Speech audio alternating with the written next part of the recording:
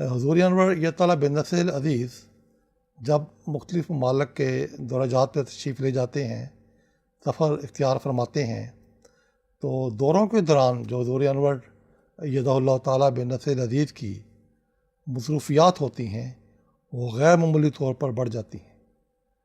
और उन दौरों के दौरान भी जो मरकज़ी डाक है वो बाकायदा मौसूल होती है, लंदन से भी बाकायदा डाक आती है, फैक्स के ज़रिए आती है, ईमेल भी आती हैं।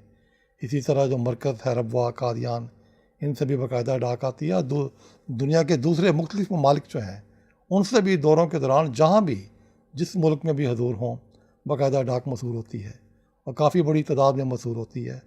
फिर जिस मुल्क का दौरा हजूर फरमा रहे हैं उस ममालिक के लोग भी बाब जमात मर्द व ख़वातीन भी हुज़ूर अनवर के ख़तूत लिखते हैं। तो हुज़ूर अनवर रोज़ाना ये डाक मुलाज़ा फरमाते हैं।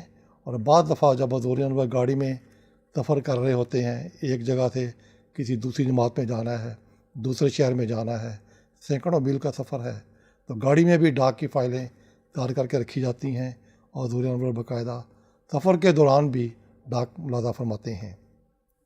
और दौरों में तो बाद दफ़ा इतने भरपूर प्रोग्राम होते हैं और बाद दिन ऐसे भी आ जाते हैं कि मसलन नमाज मगरिब और इशा के बाद अमूमन तरीक़ से होता है कि प्रोग्राम अपने अख्ताम को पहुँचते हैं। यूरोप में तो गर्मियों के मौसम में नमाज मगरिब और इशा भी 9:30 पौने 10 तक चली जाती है। तो अमूमन ये टाइम होता है कि जब प्रोग्राम अख्ताम को पहुँचते हैं।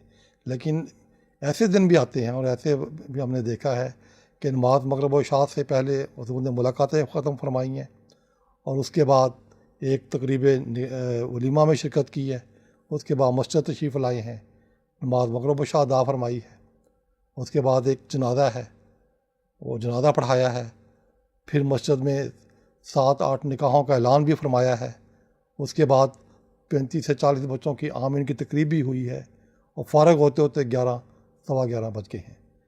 तो इसी तरह मुख्तलिफ़ ममालिक के प्रोग्रामों में बेइंतहा मसरूफ़ियत रहती है।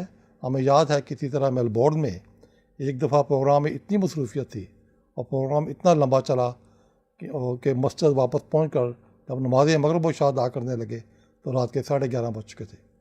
और उसके बाद फिर चंद घंटे ही आराम के मिलते हैं हजूर को। फिर नवाफिल की अदायगी के लिए बिदारी है, फिर नमाज फ़जर है, फिर आगे दिन के प्रोग्राम शुरू हो जाते हैं।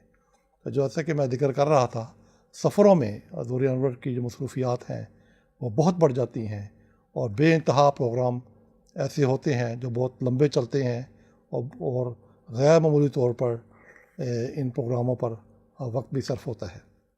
मोहब्बत के नगमात गाएंगे हम, अखुवत की ताने उड़ाएंगे हम।